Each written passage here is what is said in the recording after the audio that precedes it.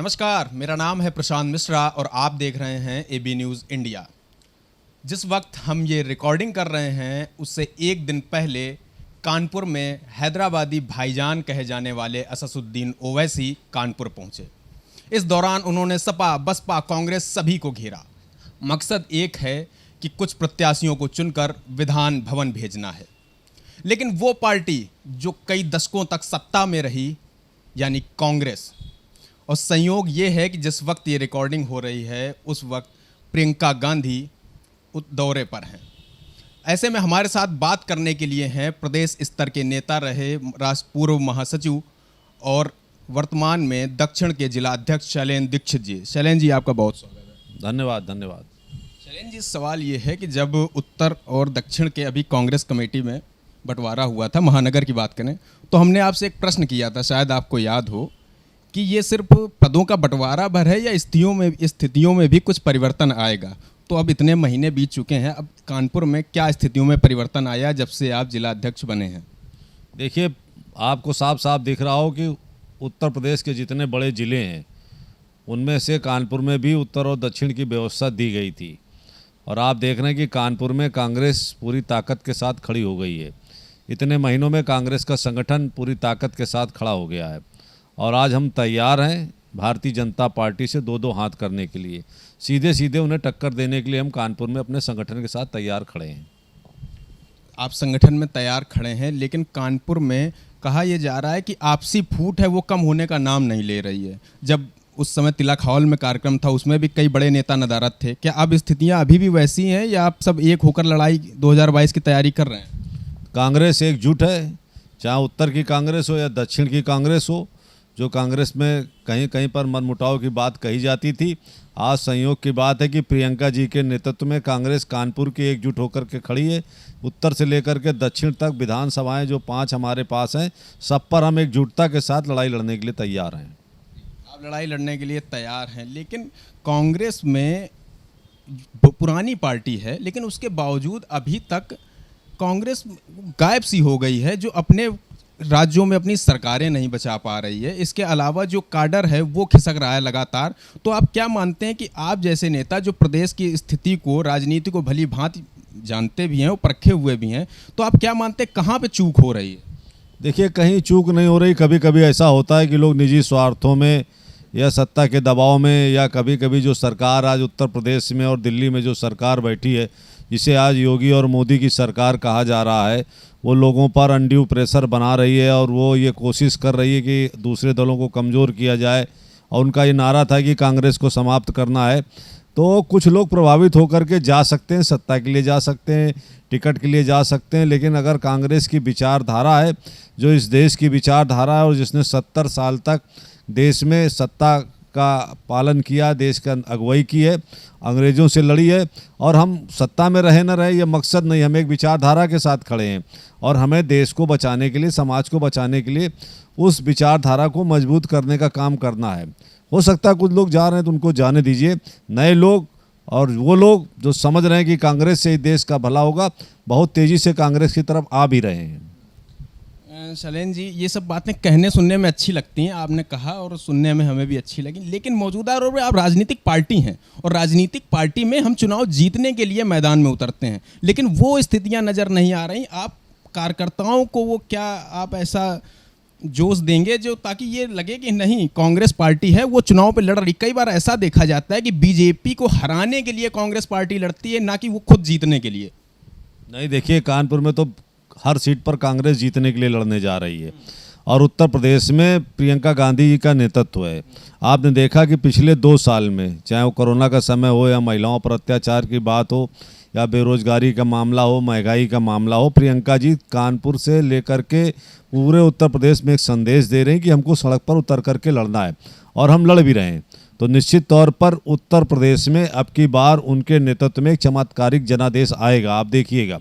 और ये जो भारतीय जनता पार्टी बहुत बड़ी कोशिश कर रही है, दिखा रही है कि हम बहुत तैयारी में हैं, उनके केंद्रीय मंत्री चले आ रहे हैं, उनके संगठन के लोग चले आ रहे हैं, मंत्रिमंडल में कल वो एक विस्तार कर रहे हैं, वो अपनी नाकामी को ढकने का काम कर रहे हैं कि 4 साल 4.5 साल में वो कुछ काम नहीं कर पाए हैं, इसलिए वो जनता के बीच में ये दिखाने की कोशिश कर रहे हैं कि हम बहुत ताकतवर हैं, जबकि असली प्रयास ये है कि उनके अंदर बहुत फूट है, आपस में विघटन है और भारतीय जनता पार्टी अंदर से टूट रही है।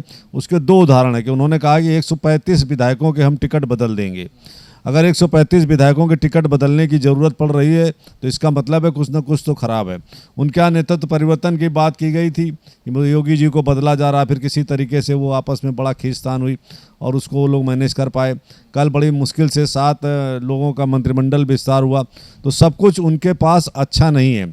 और आज योगी जी को ये कहना पड़ रहा है आपके चैनल में, आपके इंटरव्यू में, वो कह रहे हैं अपने कार्यकर्ताओं से, अपने प्रवक्ताओं से कि जब बात हो उत्तर प्रदेश में बहस हो, टीवी में जाइए, जनता के बीच में जाइए, तो धारा 370 का नाम लीजिए, राम मंदिर का नाम लीजिए, 3 तलाक का नाम लीजिए। मैं प्रश्न खड़ा करता हूं कि धारा 370, 3 तलाक और राम मंदिर में उत्तर प्रदेश सरकार की क्या भूमिका है? उत्तर प्रदेश के विकास से इन मुद्दों का क्या लेना देना है?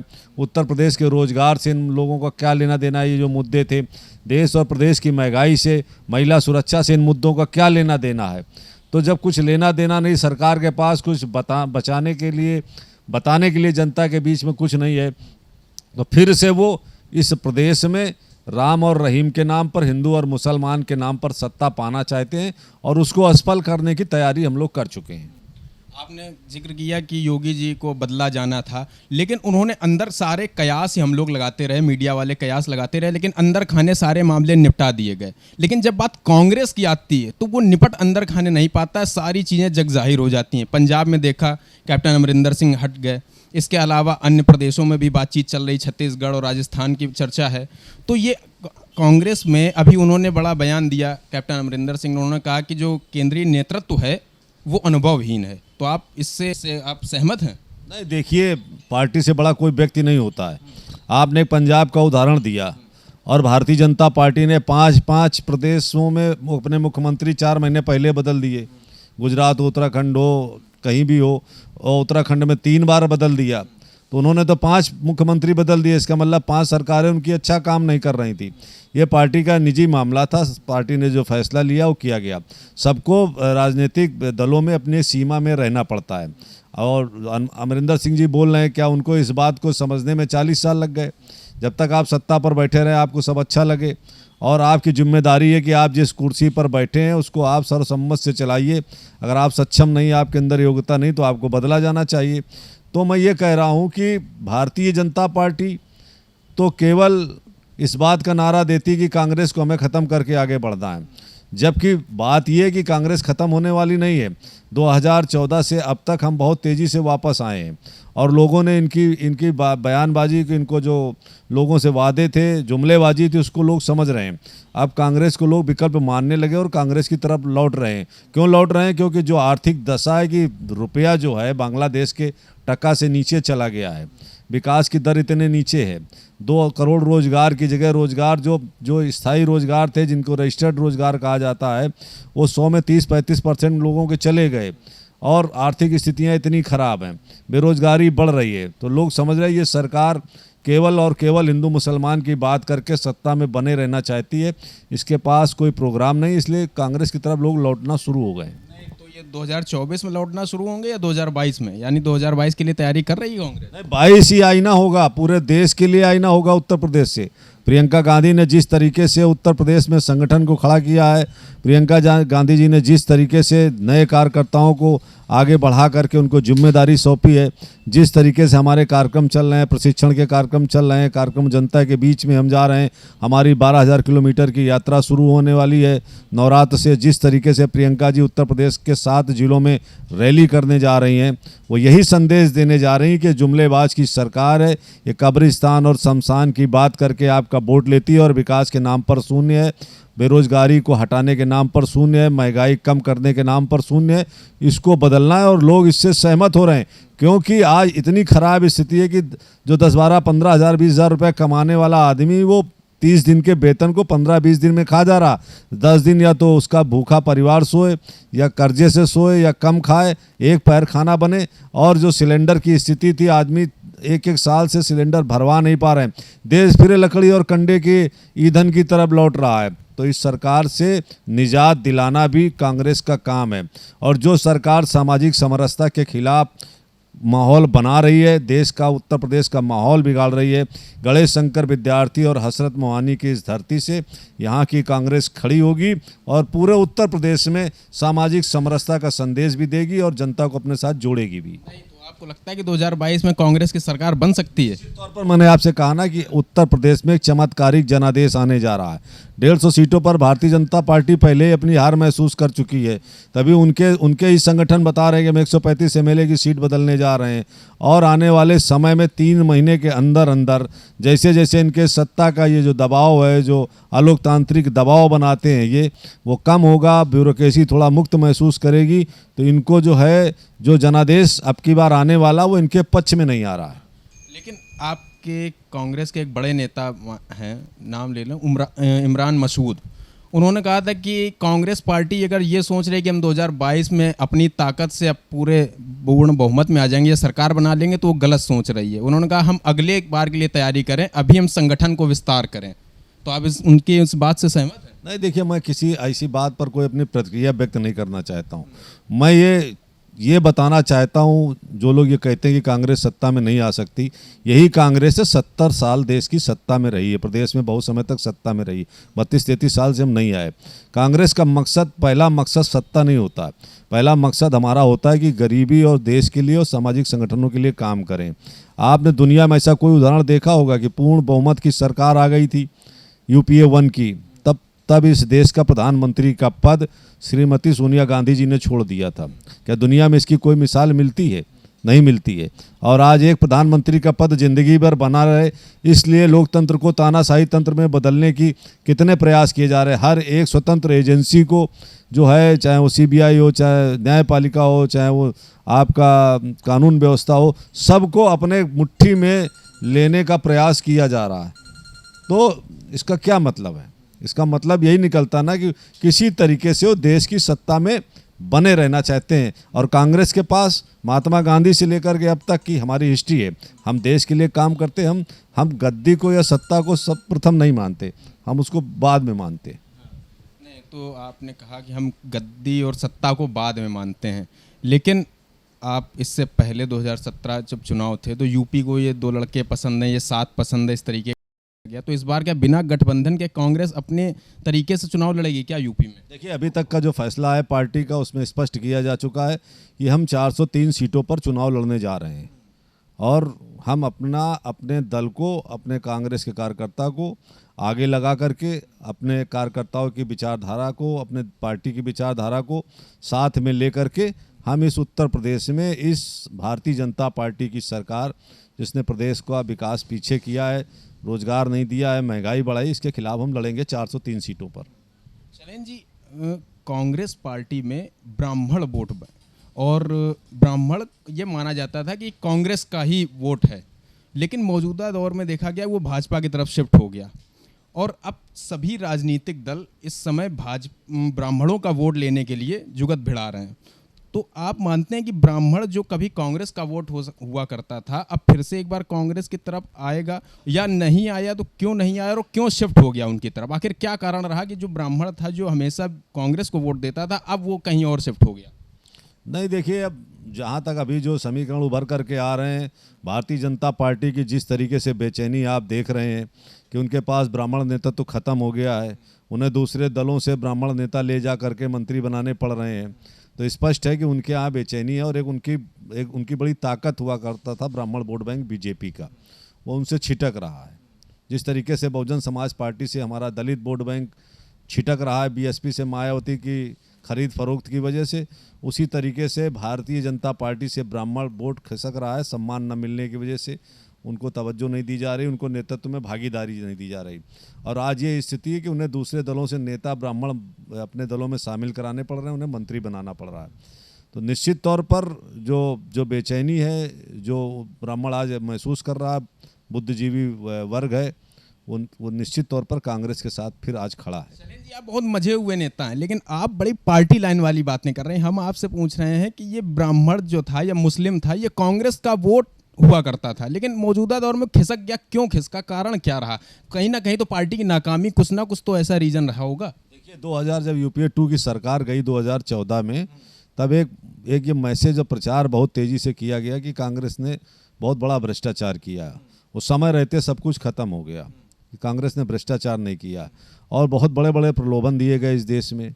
किसी ने कहा स्मार्ट सिटी बना देंगे, किसी ने कहा कि बुलेट ट्रेन चला देंगे, किसी ने कहा कि 2 करोड़ का रोजगार दे देंगे, किसी ने कहा कि आर्थिक स्थिति अच्छी होगी इतनी कि 15-15 लाख रुपए खाते में आ जाएगा, किसी ने कहा कि काला धन सब वापस ले आएंगे।